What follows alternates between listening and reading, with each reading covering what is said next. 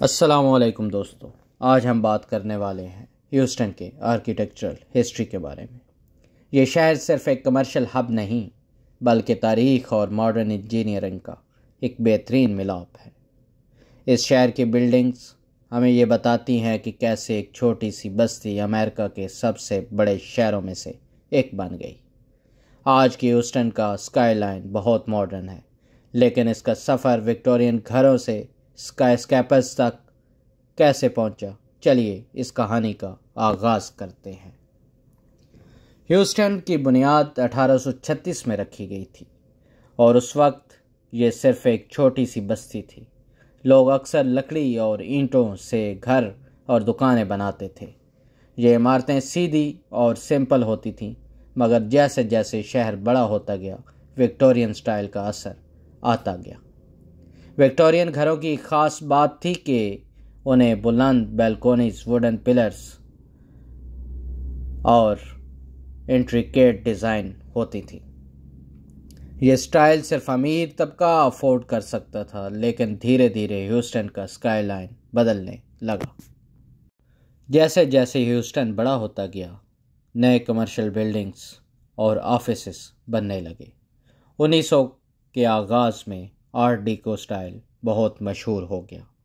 Art ڈیکو buildings بہت geometric اور decorative ہوتی تھی۔ ایک اچھی مثال گلف بلڈنگ ہے آپ کے سامنے، جو 1929 میں بنی تھی۔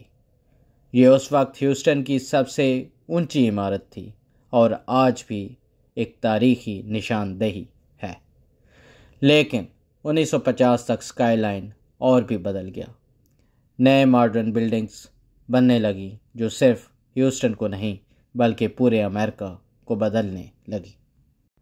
1945 کے بعد یعنی ورلڈ وار 2 کے بعد ہیوسٹن نے انڈسٹری اور بزنس میں بہت ترقی کی۔ اس دور میں گلاس اور سٹیل کا بہت زیادہ استعمال ہونے لگا۔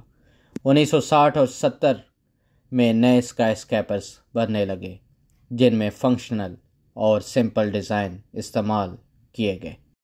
پینزوائل پلیس جو 1975 میں بنا، اس کا ایک بہترین مثال ہے۔ ہیوسٹن کا فری وے سسٹم بھی اس دور میں ڈیولپ ہونا شروع ہوا، جو آج امریکہ کا سب سے بڑا فری وے سسٹم ہے۔ 1980 کے بعد ہیوسٹن کا اسکائی لائن ایک نئے دور میں داخل ہو گیا۔ آج ہیوسٹن امریکہ کے سب سے ماڈرن شہروں میں سے ایک ہے، جہاں نئے طریقوں سے گرین بلڈنگز اور انرجی ایفیشینٹ آرکیٹیکچرز پر کام ہو رہا ہے۔ جے پی مورگن چیز ٹاور جو ہیوسٹن کی سب سے اونچی عمارت ہے، اس کا ایک بہترین مثال ہے۔ ساتھ ہی ٹیکساس میڈیکل سینٹر دنیا کا سب سے بڑا میڈیکل کمپلیکس ہے، جو فیوچرسٹک آرکیٹیکچر کا ایک عظیم نمونہ ہے۔